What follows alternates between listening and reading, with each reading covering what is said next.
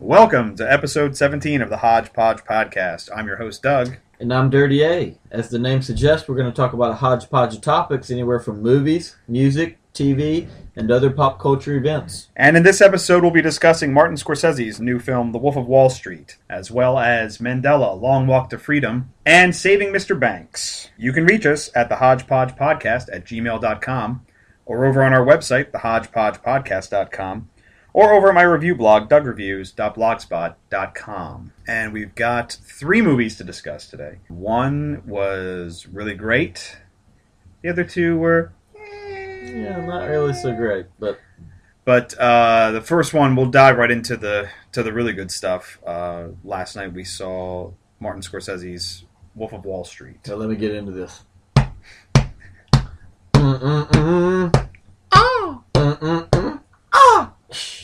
All right, I'm ready. If you've seen the trailer, you know what that was all about. Wolf of Wall Street is based on the memoir of the same name by Jordan Belfort, who was a penny stock trader and swindler in To the nth degree, yeah. in Long Island. He actually didn't even work on Wall Street. He did initially, but the Wolf of Wall Street comes from an article that was written about him in Forbes magazine. His life was he basically would have made the ancient Romans very proud. It was like a total bacchanal of debauchery and sex and drugs and not much rock and roll, but we didn't see every aspect of it. That's true. But yeah, the movie was a good movie. Yeah, it's highly entertaining. Very, very long. It clocks in at 3 hours. Yeah, it is long, but which is what I was really worried about going into it. Mm-hmm. But it keeps its pace really nicely. It does. It keeps a lively pace, and so by the time the movie ends, I'm not saying you don't feel that you've been there a while, but you don't feel 3 hours. Well, I felt it killed you. I felt it both. It felt its length, and then it also didn't feel its length. Because, like you said, it moves. The pacing's pretty good. The action zips by pretty quick. I was reminded a lot of There Will Be Blood, P.T. Anderson's There Will Be Blood, which was similar in that it was also about a total bastard, and on Wall Street. Not on Wall Street. No, he didn't work on Wall Street. And the film was broken up into more like small vignettes. Right. It's like scenes that didn't go on too long, but you could tell it was more than just like a little scene. Right. And one event was stretched out for its effect. Right. Stretched out longer than necessarily had to be, but it works for the effect the movie. Yeah. I mean, and to me, The Wolf of Wall Street told a more coherent story than There Will Be Blood. Oh yeah. Well, but that's by design. Right. The way There Will Be Blood was. It didn't feel like it was just a total like linear story. It was just, but it felt. Yeah. It you have to see it to understand what I'm talking about. But Leonardo DiCaprio plays Belfort. And he's great. He's really good. Film. He's right on par with his top performances in this one. Yeah, he's really good. Not a role you're used to seeing him in. No. He usually plays a lot more understated roles and stuff like that, but this is completely over the top and crazy. Jonah Hill plays his best friend and partner. Magnificent. And he's really, really good. He's more of the straight comic relief in this. For sure. He does have a couple moments of genuine emotion, but mainly it's... comedy. Great supporting cast in this. The actress who plays DiCaprio's first mistress and then wife, Margot Robbie. She's from Australia. If you didn't know that, you can't really tell because she puts on the Long Island accent all the way. I threw a shrimp on her Barbie. Right. Yeah. But when we saw the trailer, you thought that it was Jamie Presley. I did. I swear it's until you get right up close face shot. Spitting image of Jamie Presley. Yeah, she does. She looks like young Jamie Presley, and she's great. Her character is very interesting. You don't really find out her total motivation until the very end of the film. Yeah. Yes and no. I mean, yeah. Because no, just in general. Right. But, right. Yeah. And I wouldn't even say that's her total motivation because he had changed. So that's true. I wouldn't even go so far as to say that it was a money thing. That's true. Yeah. But he did. Agreed. It was kind of a coincidence. But you know what I'm saying? I mean, he was a different guy. It was very convenient. The drug use had taken its toll, and she had children. And anyway. Yeah. Belfort was, if anything, besides being a swindler on Wall Street and a stockbroker. He was a huge drug addict, and that leads to his downfall in a very hysterical way. Yes. Matthew McConaughey has a small role as Belford's original mentor. And, a very abbreviated role to teach him kind of teaches him the ropes in all of 5 minutes. Yeah, he's not in it very long. He's in the very beginning. I mean, almost his entire... But very notable. Yes, almost his whole appearance is in the trailer, almost. Yeah. But he's good in what he does. You could tell that, we said this last night, you could tell that they must have filmed him right after he finished Dallas Buyers Club. Yeah, he was still looking very thin. Yeah. Very thin. And then we saw the trailer for Interstellar, where he's looking a little bit healthier now. Yeah. Kyle Chandler's also in it. He plays the FBI agent who's hunting Belfort. You knew him from Friday Night Lights. Yeah, Friday Night Lights. He was in Super 8. He's been in a bunch of stuff lately. And my all-star of the movie is Rob Reiner. Yeah, Rob Reiner. I did not know that was coming at all. That was great. Yeah. He plays Belfort's father, Max. For me, the price of admission was earned when you had the line "No Bush" come out of Rob Reiner's mouth. So meathead, man. Yeah, I know, meathead. But he does a great job in this. Yeah, no Bush. He's like, no Bush. I was born a couple decades too late. Early. Too early. And the rest of the supporting cast is really good. John Bernthal from Walking Dead and now Mob City, he's in it. And there's a bunch of other guys. Faces you'll probably recognize from other movies, but you probably don't know their names as Belfort. Favreau has a cameo. Yeah, John Favreau has a cameo in it. Small. It's just very good casting, but it is DiCaprio's show. The story is DiCaprio, and then you could argue Jonah Hill as the highlighted supporting character, and then the FBI. Kyle Chandler comes in actually later. It's really towards the end. Of the story's already told by the time he comes in. Yeah, he's really in. They mention him earlier, but he really comes in at the end. A lot of people, I think, are having an issue with the film because they do sell it as a comedy, and it is very, very funny. Absolutely. But at the same time, with the types of people that these guys are, and these were real people, should we really be laughing at these guys? Yeah, and that's kind of what's glorifying what's happened with the country, basically. Right, and that's kind of where some critics are coming from. That it feels like the message of the movie is almost like Wall Street: greed is good. I don't think that's where Scorsese's going with it. You made a very good point in your review. To me, it's thank you. It's and this is like a minor spoiler, but whatever. In the final scene is really when you see what Scorsese's point is that this was this guy's life. He wrote the memoir. Everything's from his point of view. So obviously he's going to come out looking good in the end. Right. But he was a scumbag and he was a bastard. And in the last scene of the film, he has gone on to become he's out of prison. He's a felon. He's now like a motivational, like a motivational seminar speaker for people to get rich. And there's this shot that Scorsese has of the audience, and they all have this look on their face of almost lust for like what his life is and what they want, and they want his life. And until that changes, guys like this are going to get away with whatever the fuck they want to get away with. By the end of the movie, all he did was find a new legal way to do to swindle people again. Right.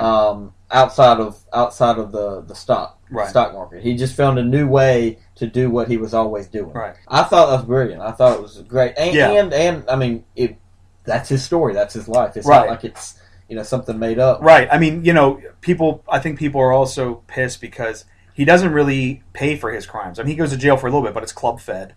Yeah, but that's what really happened. What happened. You can't. Right. I mean, Scorsese can't change that. Yeah. To me, I would say something like American Hustle was more satisfying because you do see how Irving Rosenfeld. There's more arcs, right? But then again, that was a fictionalized version of something that really happened. Yeah, it's like you say, Scorsese is telling this guy's story. Right. Okay, and in doing so, and telling it truthfully, from an objective point of view, the audience can see that he's a bastard. Right. This is all lunacy. Right. But inside the story, that's their life. Right. And he even makes note of that. Belfort makes note of that in he does some inner dialogue and he talks to the audience. Yeah, he talks to the audience. And he mentions that. He says this is not normal. This may not be normal to society, but this is my normal. Right. This is the way I want to live. Right. And it makes complete sense. I think a lot of the audience, and there was a big article about this, about a big critic who saw it and blew up at Scorsese.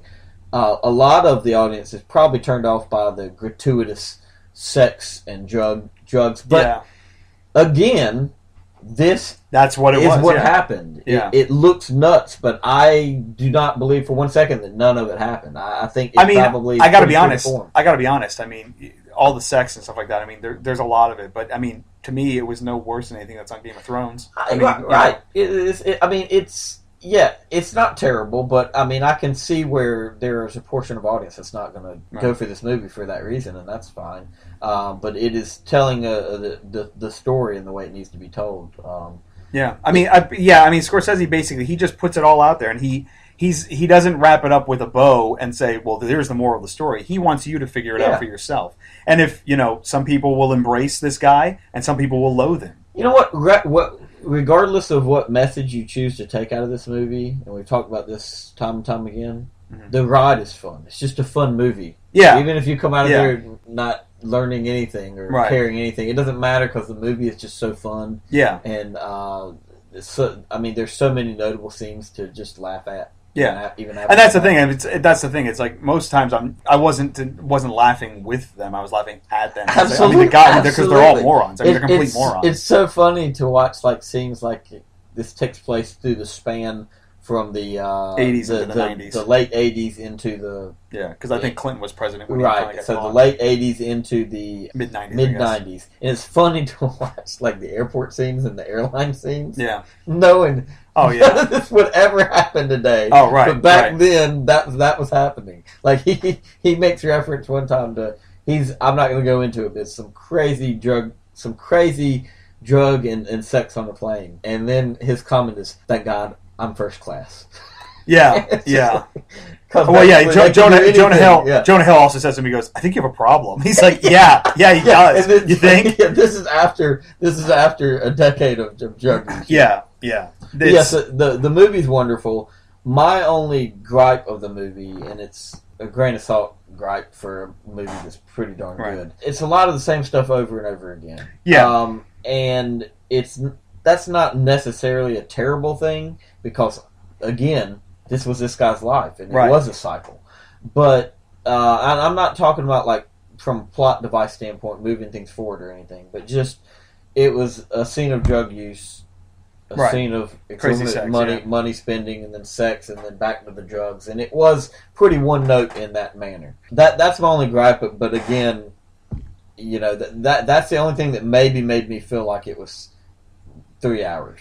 Yeah. Other than that, but again, all these scenes were still funny. Yeah. Like I still laughed at every one of them, even though it was a repetition thing, and that's probably one of Scorsese's points too. Is it repetition? This guy, what he's doing. Well, he was also a creature of habit. Yeah, it's like you said. I mean, this was his normal. This was his normal life, which was disgusting. It's great. I mean, I liked it a lot. I laughed a lot. It's like I said. If you're looking for some big message, you got to look inside yourself. In fact, it really is like a mirror to the American dream. It's and it shows you just how corrupt it is, and this guy did it. I mean, he succeeded and achieved the quote unquote American dream, and look how corrupt it was and just disgusting. Yeah, you honestly expect him to just have his life completely destroyed by the end, like one of those Hollywood stories. Right? No, it doesn't. Because he goes to prison for a few years, but he comes out. He's right back on. Seemingly as big as ever by the end of the. I mean, and that's they talk about like the Dark Knight and all that stuff. How they say that's like a very 9/11.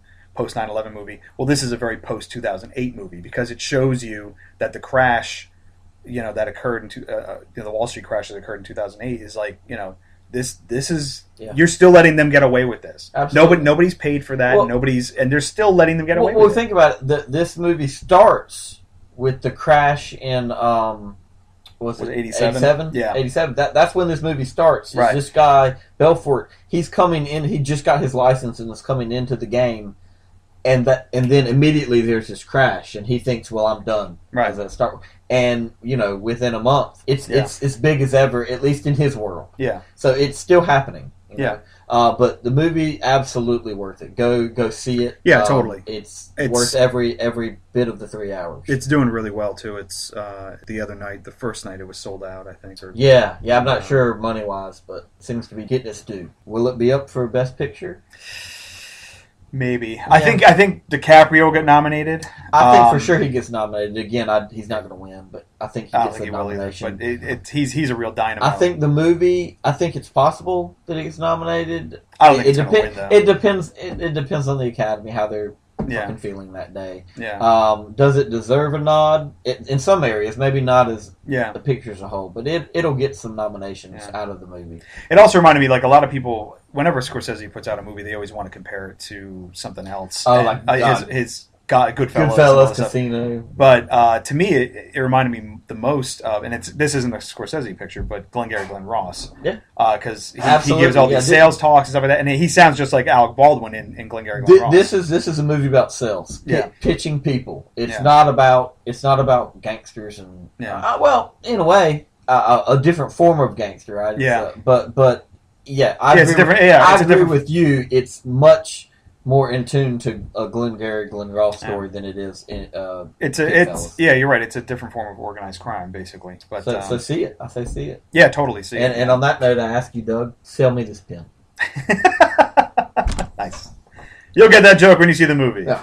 Let's move on. Next movie we're going to talk about is a movie we saw last week, Mandela, The Long Walk to Freedom. Yes. Starring Idris Elba. Right, who is fantastic in this movie. I mean, he's great in everything. Right. You can never knock him. The movie, I wanted to really like this movie. Yeah. And it turned out more to be almost a made-for-TV type of yeah. setup. I mean, the format of the movie honestly could have been set up better as a miniseries or a documentary, rather than a full feature-length movie. It really is the Wikipedia article version of Mandela's life. Yeah. You know, we talked about it after we saw it. A movie like Patton with George C. Scott, which I love. That's one of my favorite movies. Yeah. Tells his story, and he was just a general in World War II. Tells his story.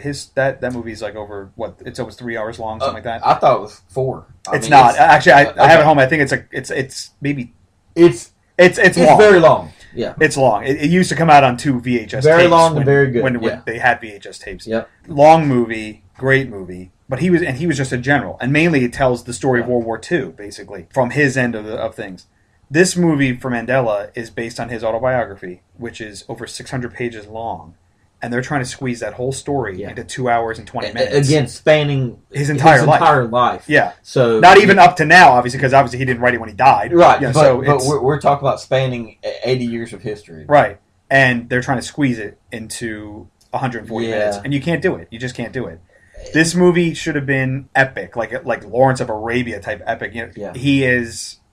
Give the man his due. Give the man his due. Yeah. He's deserving of a movie like that. And this movie should have been 4 hours long or something like that.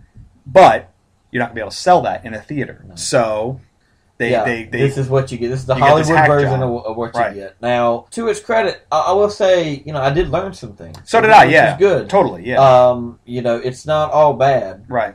It's just I come out of it wanting more. Right. And the stuff I did learn, I feel like I didn't get the full picture. Right. There are scenes that happen where I'm like, why is this happening? Right. And they never really explain it. And now the acting and everything's great. Yeah. First rate acting on pretty much all sides here. It really is the abbreviated writing here and storytelling that kills this picture and just deflates it. I mean, in the first half an hour, he's already been married twice. And he already has a bunch of kids, and you're just like, wait, what the hell's going on? Right. And then all of a sudden, he's in prison. And then you're like, wait, what? Yeah. So the reason why this movie also should have been longer is because this is like the old style of doing biography pictures. They used to do stories where they would tell the whole person's life and all this stuff. Instead of focusing on... And they don't do that anymore. Yeah. These days, even when they did Lincoln, they did, this is one section. Right, one section of his life. And when I was watching this movie, you've got... the relationship with his wife Winnie, who was played by Naomi Harris. She was great. Yeah, she was great, and she was in. Audiences remember her from Skyfall. She was in Skyfall last year. His relationship with her, that could have been a movie. Yeah, Just his time in prison, that could have been a movie. I mean, you sense all this stuff happening with her that you never really see. Forming the government after apartheid, that could have been a movie. That kind of is a movie, in a way. Invictus kind of focuses on that. Right. But that's what I'm saying. Right. Like, there's so many... But you see, that was actually a longer movie, and it just focused on the rugby several years. And then had the major focus of using the rugby to unite as the outlet for the plot. But that's the best example, because that's the same thing, right? It's a longer movie, but it's just telling this abbreviated timeline of his life. And I got more out of that movie than I did in this one. Yeah. Not necessarily historically, but right. But yeah, I mean, but you do. I mean, you know, if it's like I said, it's an encyclopedia article of his life, and you do learn things. I mean, there's some things I didn't know about apartheid, and definitely about Winnie Mandela. I didn't know how militant she was, basically. Because after he goes to prison, they make her life a living hell. Yeah, and, the South African police just basically pick her up every week for nothing. Yeah. And then they imprison her in solitary confinement for a year and a half. Yeah, and humiliate her and, basically, I had no denigrate idea. her. I mean, it's again, her story could have been, and I think they did. Didn't they make a movie? Or they're going to make a movie? Jennifer Hudson's supposed to play her or something like that? Really? I think I read that. I'd love to see it. Again, that could be a story. And you, like, when he's in prison, he's always talking about his wife and how much he loves his wife, stuff like that. But they don't spend enough time on like the love story between the two of them that there's no real connection there. And then this is all history, so take the spoilers with a grain of salt. Yeah, you can look it up on Wikipedia. But he ends up in the long run divorcing his second wife. Well, because they grow apart. They grow apart. She gets very militant, and he's the very peaceful. He's become the very peaceful guy, and so what I came out of that was in prison. He's in prison for 27 years, right? So he grew to love this ideal of her, right? And he barely saw her in 27 years, right? So she's such a different person by the time he gets out, right? He still loves her, but actually he makes mention of it. He says, "I love who she was," right? And but just focusing on that would have been an amazing 2-hour movie. Yeah. And this is an hour and 30 minutes, hour 30 minutes of just so much stuff. They're trying to do too much. I appreciate the fact that they're making it. Right. But should have been a longer movie or a different media to tell the story. What I liked about her story, about Winnie's story, is that, often when you see stories like this about fighting against oppression and stuff like that, most characters and stuff like that, they take like the Martin Luther King route, where they're like, no, we gotta, non-violent resistance, all that stuff. And she is not like that at all. Like when she talks to Mandela, she's like, I hate them. Yeah, I hate them. Yeah. And they're button heads a lot. I like that. I liked seeing that side of it. Like she's like, that's the best part of this film. Yeah, she's she wants pure out rebellion. She wants blood. She wants them to pay for what they've done. Basically, she just wants them to go in and overthrow everything by force. Right. Take it and do what the South African government did to them their whole lives. Right. For over 50 years.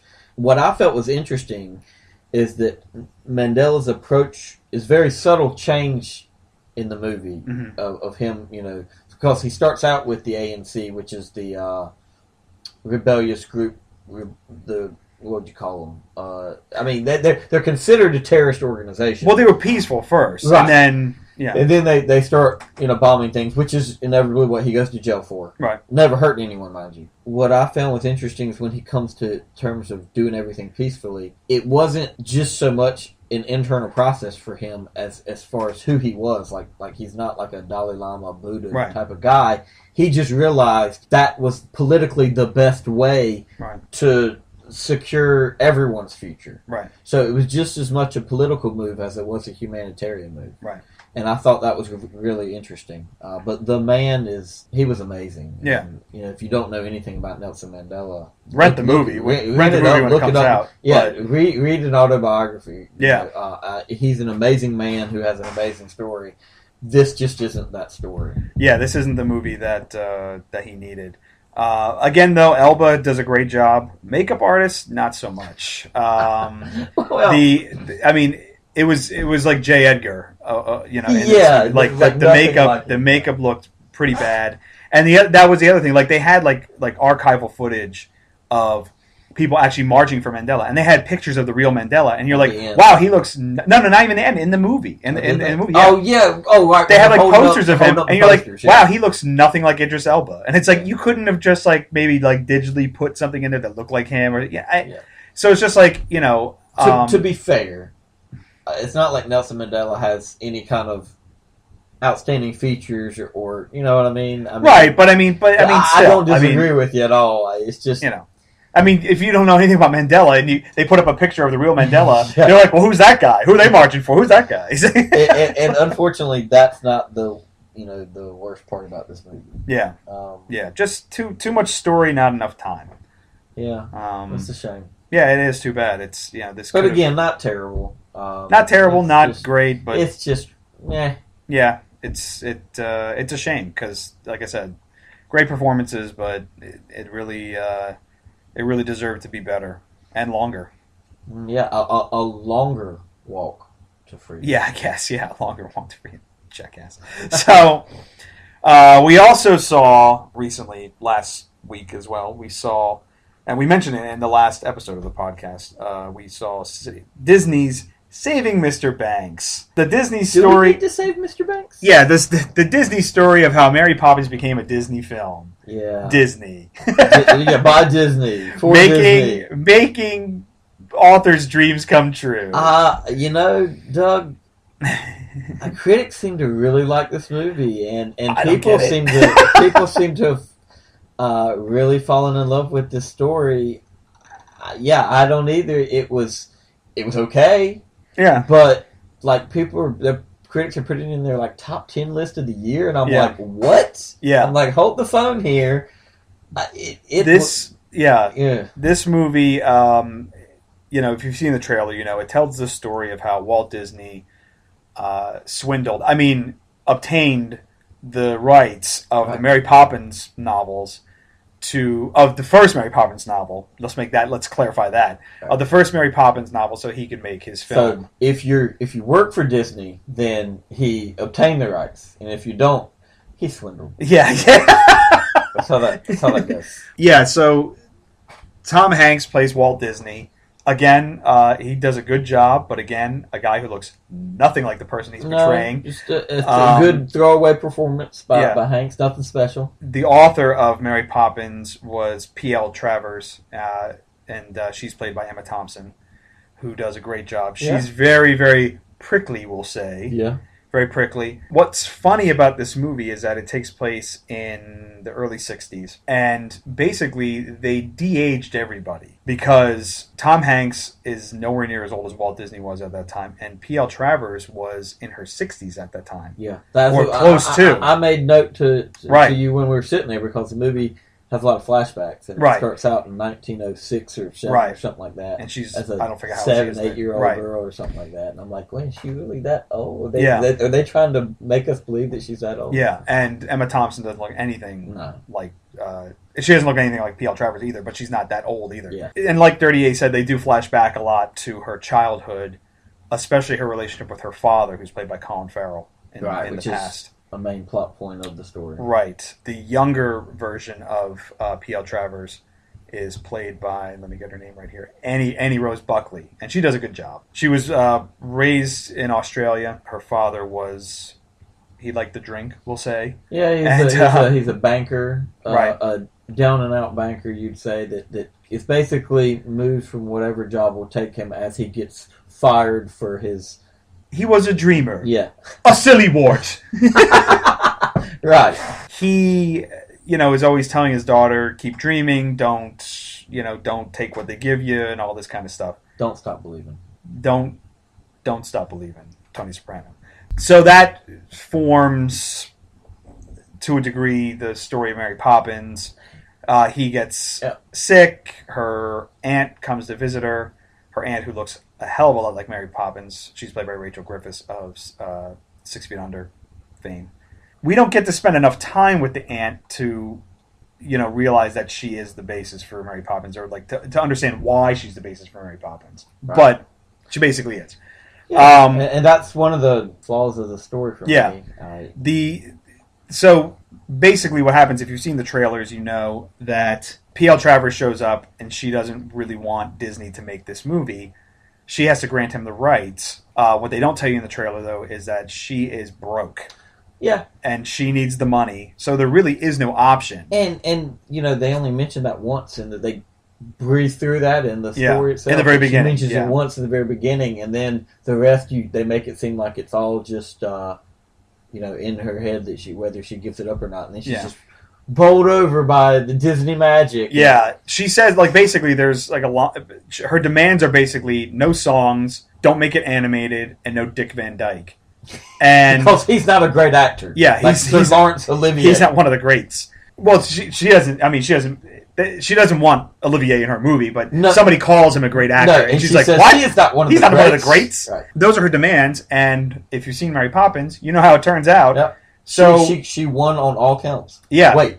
No, she lost because this movie's made by Disney. It's kind of a very disingenuous take on the story. Completely whitewash over the Walt Disney, right? And how obviously manipulative he would have had to have been to do this. I mean, you get pieces of it in the story, but not the way it should be told, right? Like she's saying from the get-go, she's saying no music.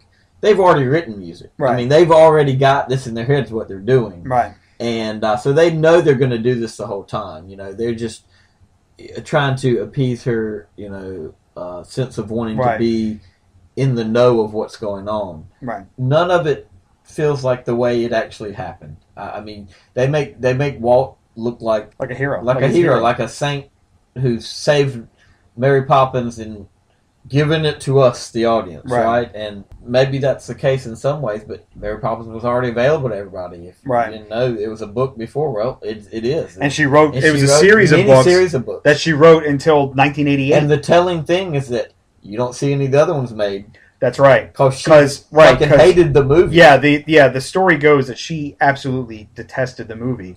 Funnily enough, they don't really show that in the movie. Interesting, Interesting. She cries. She cries. But it seems out of more joy or something else for seeing her movie on the big screen, but that's not the case. I mean, there's a scene where they're doing they're doing a song for her or something like that in the rehearsal room, and all of a sudden, that's it. That's what changes her mind. She just does a complete 180 on her stance on pretty much everything. Right. And then it's all hunky-dory. And, well, not all hunky-dory. Not all, but that really, changes. It's like, oh, come on. Like, what kind of our character arc is that? But, you got to do something when it's a lie, I guess. Take all that out of account that we don't agree with the way the story actually happened. And you look at the story as it is. It's still just a mediocre story. Yeah, I mean, the acting's really good. The acting's great. Tom Hanks is fine, nothing notable. Emma Thompson's great. Colin Farrell's good. The key guys for me were all the supporting characters. All the writers, like the guys playing the writers. Yeah. So B.J. Novak. Right. Jason Schwartzman, and then Bradley Whitford, but then and then Paul Giamatti as the chauffeur. He's great. Yeah. Like, the supporting cast is amazing. This is a great ensemble cast here. But it's the story that for me was just, to me the most interesting part about this movie was the very end when they played the real tape. Yeah. One of the real tapes over the credits. They played one of the real audio tapes of her sitting in one of these meetings with the writers and the guys making the story for Disney, and her giving some of her opinions, and very prickly opinions, like you say.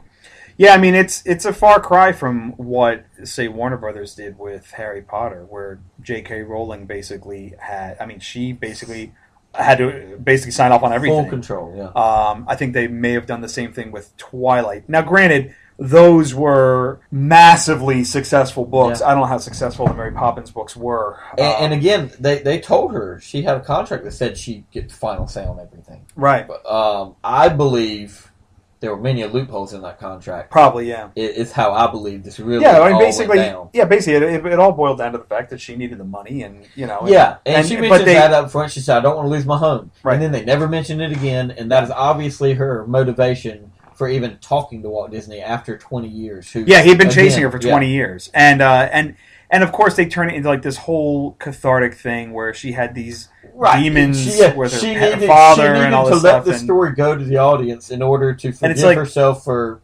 And it's like, what it really all boils down to is how you perceive Walt Disney to be. Yeah. Some people look at Walt Disney and think he's the greatest guy ever. He is the kids. Yeah, he's the kids Walt Disney, and he created Mickey Mouse. Everything's hunky dory and great. But other people see the reality of Walt Disney. Not that he was a bad guy. Exactly. I'm not claiming that he's a bad guy, but he's a shrewd businessman. But he was a shrewd businessman, and that played as much a role in you being able to go down to the Magic Kingdom as much as anything else. No one is saying that he was some evil, tyrannical guy. Right. I'm sure he's not Brisby from Venture Brothers. I'm sure he was, a perfectly amicable guy. Right. What I'm saying is that on top of that, he was a very shrewd businessman. Yeah. And that is what played more into him getting the rights to the story than anything else. And they don't show that on camera. They really don't. They just show him with a big smile on. And how can I make you happy? Yeah, how can I make you happy? Right. What was interesting, though, is that sometimes when...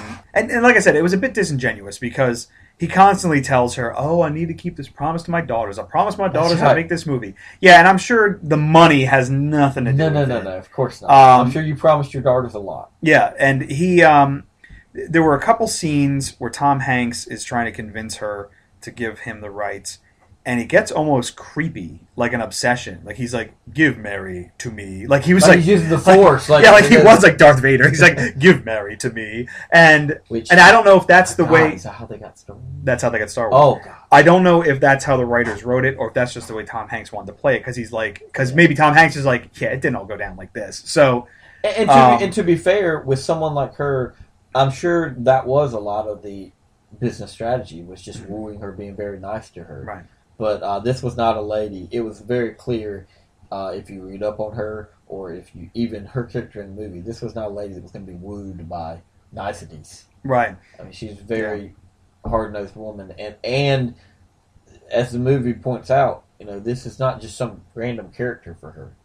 Yeah. Mary Poppins means something. Right. Something to this lady. Right. As it does for pretty much all authors. You know. Well, exactly. There's some authors who might write their books and do whatever the fuck you want to it. Yeah. But there's some other stories you write. Yeah, something personally you want to hold on to that. Exactly, and she didn't want them to change it, but Disney, they did. Disney wins. Something I didn't realize until I read up on the history of it was that I didn't realize that Mary Poppins came out in 1964.